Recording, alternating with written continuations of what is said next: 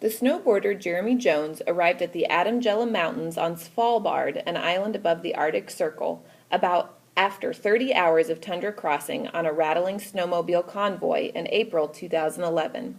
He had invited Terje Hankinson, known in the snowboarding world for his ability to ride almost anything, any style, to attempt the summit and first descent of a set of precipitously icy couloirs.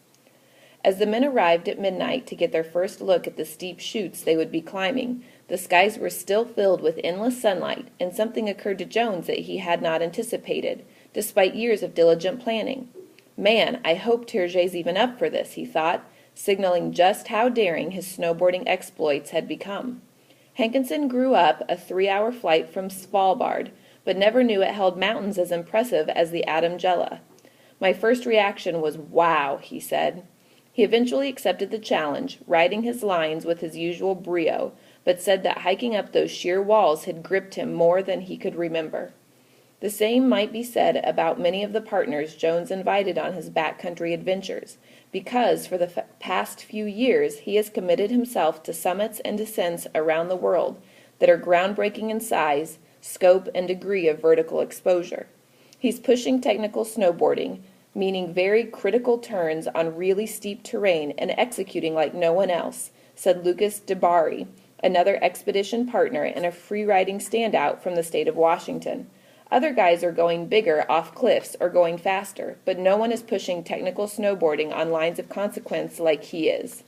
The precedence of these feats is largely the product of Jones's unconventional methods, which incorporate split boarding, mountaineering techniques, and multi-week approaches, and have allowed him to access mountain ranges and massifs that were previously considered untouchable, if charted at all. At a local restaurant here in his hometown, Jones does not look like one of the world's most radical snowboarders. A 38-year-old father of 2, he is soft-spoken and friendly, an outlier in a sport known more for brazenness than modesty.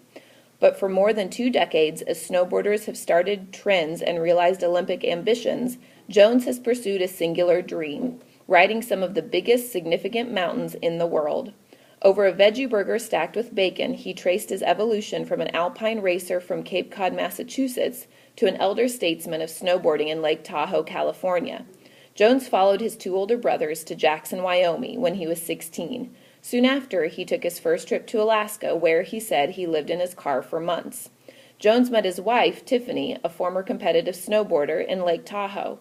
She knows the risks and long absences associated with the profession.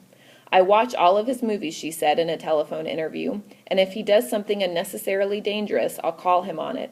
But he's a very calm person, not ego-driven, and he always has a thought process for every decision, and he can always walk me through it.